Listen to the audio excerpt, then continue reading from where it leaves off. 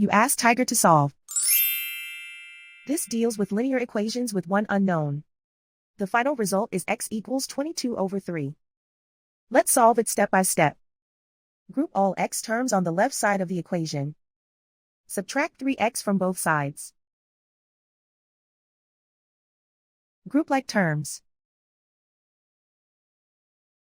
Simplify the arithmetic.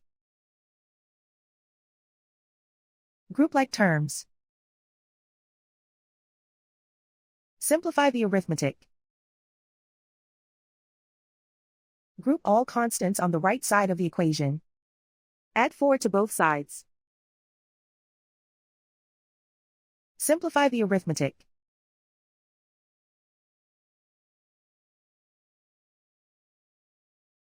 Isolate the x. Divide both sides by 6.